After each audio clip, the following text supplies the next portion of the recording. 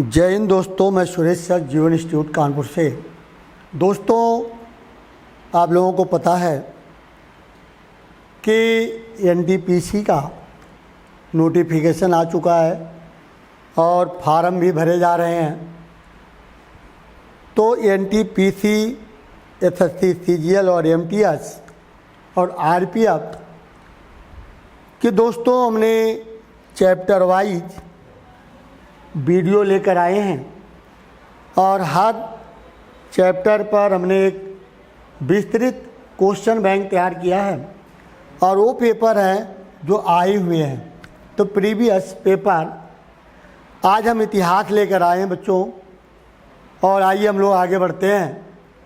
तो दोस्तों, हमारा आज का जो पहला प्रश्न आता है, कहा जाता है कि भारतीय इतिहास के संदर्भ में Alexander H Longhurst, Robert swell, James Burgess और वाल्टर एलियट किस गतिविधि से जुड़े हैं? तो दोस्तों, कहता है पुरातात्विक उत्खनन से हैं, औपनिवेशिक भारत में अंग्रेजी प्रेस की स्थापना से, देसी रजवाड़ों के गिरजाघरों की स्थापना से, या औपनिवेशिक भारत के रेल निर्माण से। तो पहले दोस्तों मैं आपको बता दें कि पुरातत्व विभाग की स्थापना 1861 में किसने की थी? अलेक्जेंडर कनिंघम ने किया था। तो अलेक्जेंडर कनिंघम ने किया था। तो दोस्तों, हमारा आंसर दिया जा रहा है कि पुरातात्विक उत्खनन से जुड़े हैं। तो ध्यान रखिएगा, ये एमटीएस, एसएससी, सीजीएल और एनटीपीसी का प्रीवियस पेपर है। ठीक, अब बच्चों हम आ जाते हैं कि शिलालेखों का अध्ययन क्या कहलाता है। तो शिलालेखों के अध्ययन को बच्चों क्या कहा जाता है? तो पहला हमारा प्रश्न आता है एथनोग्राफी। तो बच्चों, एथनोग्राफी जो होता है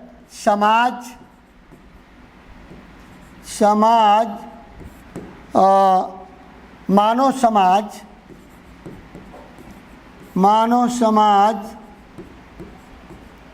और संस्कृति से है, संस्कृति से जुड़ा है। एपिग्राफ, तो अगर हम एपिग्राफ की बात करते हैं तो शिलालेख अध्ययन के साथ जुड़ा है। अब हम आर्कियोलॉजी की अगर हम बात करते हैं तो प्राचीन और हाल के मानव का अध्ययन करता है। मानव का अध्ययन करता है दोस्तों, अध्ययन करता है न्यूमिमिक्स, जिसको हम बोलते हैं मुद्रा शास्त्र कहा जाता है दोस्तों। तो ये सिक्कों का अध्ययन करता है। हमारा आंसर जा रहा है बच्चों एपिग्राफ। तो एपिग्राफ आंसर होगा। इसके बाद अगले क्वेश्चन में हम आ जाते हैं बच्चों, पुरातात्विक बीबी लाल ने मेरठ के हस्तिनापुर।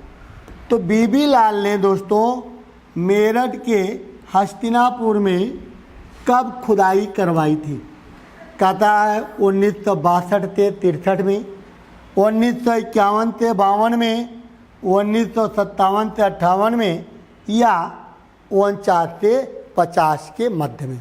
तो बच्चों मैं आपको बता दें, इसका आंसर जाएगा 51-52 में इसकी खुदाई हुई थी। 51-52 जाएगा। इसके बाद बच्चों हम आ जाते हैं, निम्नलिखित में से किस स्थान पर बौद्ध गुफाएं स्थित नहीं है? तो किस स्थान पर बच्चों बौद्ध गुफा स्थित नहीं है? तो अजंता की अगर हम बात करते हैं, अजंता की गुफा, तो ये बच्चों महाराष्ट्र में है, महाराष्ट्र में स्थित है। और बाघ की गुफा की अगर हम बात करते हैं, ये मध्य प्रदेश में है, मध्य प्रदेश में है। अगर सांची की हम बात करते हैं बच्चों, तो ये भी आपका मध्य प्रदेश में है। तो दोस्तों बालासार, तो बालासार आपका पड़ जाता है गुजरात। तो बालासार गुजरात में है। तो बच्चों मैं आपको बता दें कि बालासार को छोड़ करके ऊपर के जो 3 हैं ये बौद्ध धर्म को दर्शाते हैं या बौद्ध धर्म से संबंधित है। ठीक है बच्चों, तो हमारा आंसर जाएगा क्या नहीं पूछ रहा है तो बालासार। इसके बाद दोस्तों हम आ जाते हैं भीमबेटका की गुफा की खोज कब हुई थी। तो भीमबेटका की गुफा की खोज बच्चों कब हुई थी, कहता है 1955-56 में, 1957-58 या 57-55 या 53 और 54 में। तो बच्चों मैं आपको बता दें विष्णुधर वाडकर, तो विष्णुधर वाडकर, तो वाडकर ने इसकी खोज की थी बच्चों। विष्णुधर वाडकर ने इसकी खोज कब की थी तो 1657 में, 57 से 55 के मध्य में इसकी खोज की थी दोस्तों। 57 से 58 जाएगा, 57 से 58 जाएगा बच्चों, 57 से 58 के मध्य में इसकी खोज हुई थी। अगला क्वेश्चन आता है भीमबेटका को किसने खोजा। अभी हमने आपको बता ही दिया था कि भीमबेटका को दोस्तों किसने खोजा था, कहता डॉक्टर विष्णुधर वाडकर ने इसकी खोज की थी।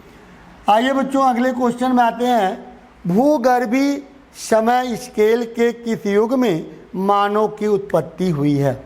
तो मानव की उत्पत्ति बच्चों किस युग में हुई है, तो हम आपको बता दें कि मानव की उत्पत्ति बच्चों किस युग में हुई है, तो कहता है सोनोइक युग, सोनोजोइक युग में मानव की उत्पत्ति हुई है।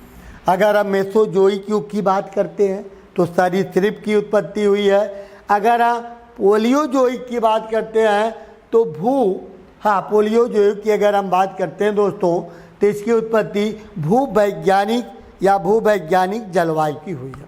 ठीक है, अगले क्वेश्चन में हम बच्चों आ जाते हैं तो हमारा आंसर जाएगा सोनोजोइक युग।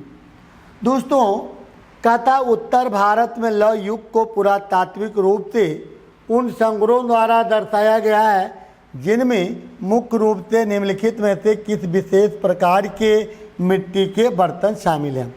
तो कहता चित्रित धूसर वृद्धभांड, तो चित्रित धूसर वृद्धभांड कहा जाता है ये चीनी मिट्टी को, और उत्तरी कृष्ण अर्जित वृद्धभांड या उपयुक्त में से कौन सा कथन सत्य है, कहता केवल ये सही है, ना तो 1 सही है ना ही 2, केवल 2 या 1 और 2।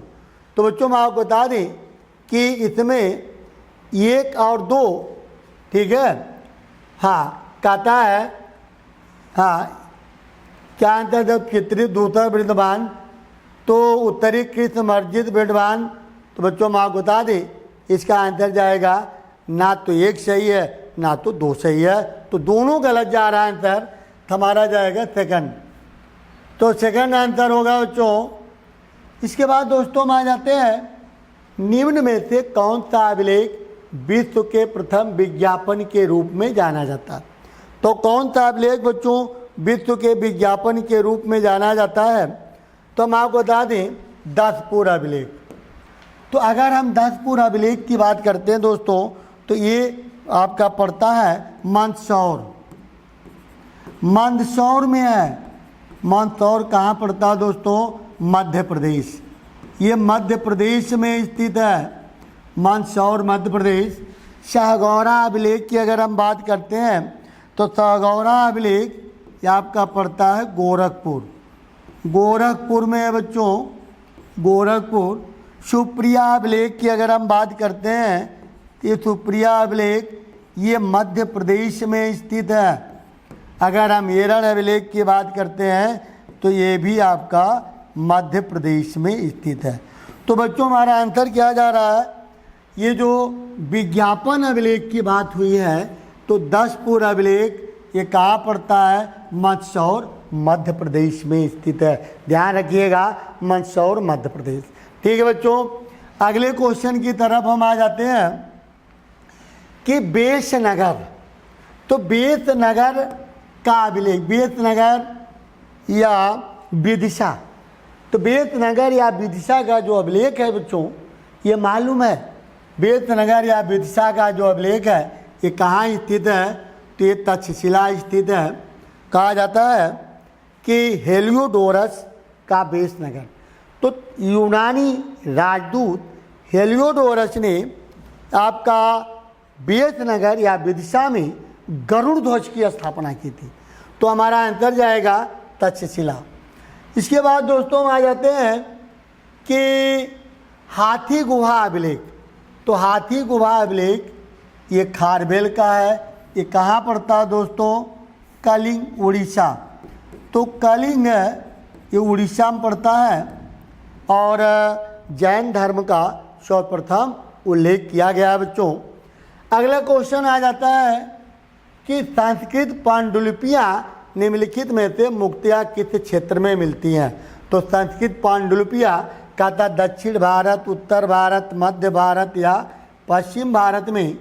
तो दोस्तों कहाँ मिलती है हम आपको बता दें, तो ये जो दक्षिण भारत में पांडुलिपियाँ प्राप्त होती हैं। तो दक्षिण भारत हमारा जाएगा बच्चों। हाँ, इसके बाद हमारा अगला क्वेश्चन आ जाता है निम्नलिखित में से कौन सा कथन सही नहीं है। तो दोस्तों मैं आपको बता दें कि अगर हम बात करते हैं अजंता की गुफा, तो अजंता की गुफा भागोरा नदी की घाटी में स्थित है। तो भागोरा नदी की घाटी बिल्कुल सही है। सांची का स्तूप चंबल नदी घाटी में गलत है। तो सांची नदी जो चंबल घाटी दिया है ये बच्चों बेतवा जाएगा, बेतवा। तो बेतवा नदी घाटी में स्थित है, तो यही गलत है। बाकी सभी आंसर आपके करेक्ट हैं और सही हैं। तो सेकंड आंसर हमारा जाएगा, यही गलत है। इसके बाद दोस्तों हम आ जाते हैं अभिलेख के संबंध में निम्नलिखित कथनों पर विचार करना है। अभिलेख के अध्ययन को एपिग्राफी कहा जाता है, बिल्कुल सही है। कार्पस इंस्क्रिप्शन इंडिकेरम और केवल मौर्य काल के अभिलेखों को प्रकाशित किया गया है। अशोक के अभिलेख ब्राह्मी, ग्रीक, खरोष्टी और आरमाइक में लिखे गए हैं। तो इनमें कौन सा कथन बच्चों सही हो सकता है भाई, तो कौन सा कथन इसमें सही है। तो बच्चों 1 और 3 आपका सही जा रहा। तो पहला सही है और 1, 3। 1, 3 हमारा किसमें मिल रहा है, पहले में मिल रहा। तो 1, 3 सही है। अगला क्वेश्चन आ जाता है बच्चों, हाँ कहता है बुर्ज होम। तो बच्चों बुर्ज होम कहाँ पड़ता है, ये कश्मीर में पड़ता है, श्रीनगर। ये श्रीनगर कश्मीर में है। तो ये जो श्रीनगर कश्मीर में है दोस्तों, ये पूरा तात्विक खोज है। तो सिंधु घाटी सभ्यता से संबंधित है। बाकी चंद्र केतुगढ़ जो है आपका बच्चों, ये आपका चंद्र केतुगढ़ ये आपका पड़ जाता है बंगाल में, ये आपका बंगाल में है। और गणेश्वर आपका पड़ जाता है राजस्थान, राजस्थान में है दोस्तों। और बाकी जो इनका मिलान है ये बिल्कुल सही है। तो आपका जाएगा आंसर 2 और 3। तो 2 और 3 यानी चौथा आंसर सही हो रहा। इसके बाद दोस्तों हम आ जाते हैं अजंता, हाँ जिमी कोट तमिलनाडु में बिल्कुल सही है। अजंता एलोरा की गुफा ये मध्य प्रदेश में नहीं है दोस्तों, ये मध्य प्रदेश दिया है, ये गलत है। ये कहाँ पड़ता है, ये महाराष्ट्र में पड़ता है। तो हमारा यहाँ आंसर जा रहा है कि जिमी कोट, जिमी फोर्ट तमिलनाडु ये सही है, केवल 1 सही है। इसके बाद दोस्तों हम आ जाते हैं बेसनगर। तो बेसनगर जो सयो गुफा मंदिर दे रहा है ये गलत है। बेसनगर सयो गुफा मंदिर ये गलत है बच्चों, क्योंकि बेसनगर में गरुड़ ध्वज और गरुड़ विष्णु की सवारी है। ठीक है, तो गरुड़ यही गलत जा रहा है बच्चों। ठीक है, यही हमारा आंसर गलत जा रहा है कि ये जो बेसनगर है ये विष्णु शैव मंदिर है। भाजा बौद्ध है और तीसम साल एक जैन गुफा मंदिर है। तो दोनों जैन गुफा मंदिर, तो बच्चों मैं आपको बता दें ये जो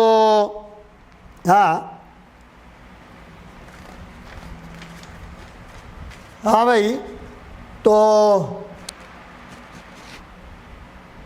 केवल दूसरा सही जा रहा। भाजा, भाजा आपका महाराष्ट्र में पड़ता है बच्चों, महाराष्ट्र में है, महाराष्ट्र में है। ये तीर्थन ताल ये जो है चित्र है, जैन गुफा नहीं है, ये भी गलत है। ये चित्रित दूसरा है। तो चित्र बने हुए हैं लेकिन किसी धर्म को नहीं दर्शाता है, तो पर 2 हमारा सही जा रहा है, यानी केवल आंसर जा रहा 2 सही है। इसके बाद दोस्तों में आ जाते हैं कि निम्नलिखित पर विचार करना है अशोक के अभिलेख और स्थान। अगर हम धौली की बात करते हैं दोस्तों, तो धौली अभिलेख कहाँ पड़ता है? तो धौली अभिलेख आपका पड़ जाता है उड़ीसा, तो उड़ीसा में बिल्कुल सही है। और एयरगुड़ी अभिलेख ये कहाँ पड़ता है बच्चों? आंध्र प्रदेश में, ये भी सही है। जौगढ़ अभिलेख ये मध्य प्रदेश दे रहा है, लेकिन जौगढ़ आपका कहाँ पड़ता है बच्चों? ये उड़ीसा में पड़ता है। कालसी अभिलेख ये आपका देहरादून में है दोस्तों, देहरादून में है। तो कहता है कि कितने युग में सही है? तो ऊपर के 2 युग में सही है, बाकी गलत है। इसके बाद दोस्तों में आ जाते हैं हड़प्पा सभ्यता के मोहरों पर कौन से पशु के चित्र पाए गए हैं? तो चित्र पाए गए हैं बैल के, तो बच्चों हमारा आंसर बैल जाएगा। सिंधु सभ्यता से प्राप्त मोहरों में कौन से वृक्ष की आकृतियाँ मिलती हैं? तो दोस्तों पीपल के वृक्ष की आकृतियाँ मिलती हैं। भारतीय उपमहाद्वीप में ईसा पूर्व 200-300 ईस्वी के दौरान ढाले गए सिक्कों में से कौन सा कथन सही नहीं है? तो बच्चों मैं आपको बता दें कौन सा कथन सही नहीं है। तो हमारा चौथा जा रहा है नगमा सिक्कों का विद्यमान होना व्यापार गिल्टों की घटती शक्ति को प्रभाव को प्रदर्शित करता है, यही सही नहीं है, बाकी ऊपर के सभी सही है। प्राचीन सिक्कों में निम्नलिखित कथनों पर विचार करना है। आरंभिक सिक्कों पर प्रतीक के चिन्ह मिलते हैं, बाद के सिक्कों पर राजाओं और देवताओं के नाम मिलते हैं। तो दोस्तों इनमें हमारा कथन कौन सा सही जा रहा है? तो हम आपको बता दें कि 1 और 3, 1 2 3, तो 1 2 3 जा रहा सही। तो बच्चों 1 2 3 जा रहा सही, तो हमारा तीसरा सही आंसर जा रहा। झांसी के पास देवगढ़, देवगढ़ का मंदिर ये गुप्त काल में बना है। इलाहाबाद के पास गढ़वा मंदिर, तो बच्चों ये दोनों गुप्त काल जाएगा, दोनों गुप्त काल में इसका निर्माण हुआ। एलिफेंटा की गुफा ये बच्चों महाराष्ट्र में है, और इसका निर्माण कितने करवाया है? तो इसका निर्माण करवाया है राष्ट्रकूट वंशी शासकों ने। कहता है कि निम्न में से किस मंदिर का निर्माण राष्ट्रकूट वंश के द्वारा किया गया? तो कैलाश मंदिर ये आपका पड़ता है, आपका कैलाश मंदिर जो है बच्चों, एलोरा का कैलाश मंदिर राष्ट्रकूटों ने बनवाया। और ये जो ये जो आपका आ जाता है आदि कुंभेश्वर मंदिर, ये बच्चों तमिलनाडु में पड़ता है, तमिलनाडु में पड़ता है। और बृहदेश्वर मंदिर ये आपका तंजौर में पड़ता है। और चेन्नाकेश्वर मंदिर ये बेलूर कोलकाता में पड़ता है। तो हमारा बच्चों आंसर क्या जा रहा है? कैलाश मंदिर। तो बिल्कुल बच्चों कैलाश मंदिर सही है। तो ध्यान रखिएगा बच्चों, हमारा आज का वीडियो समाप्त हुआ। और दोस्तों हम अगली वीडियो फिर लेकर के आएंगे, और ये हमारा पेपर है, इसको आप लोग विशेष रूप से ध्यान रखिएगा। SSC CGL का और NTPC का प्रीवियस पेपर है। तो चलिए बच्चों फिर हम लोग अगली वीडियो में मिलते हैं। जय हिंद, जय भारत।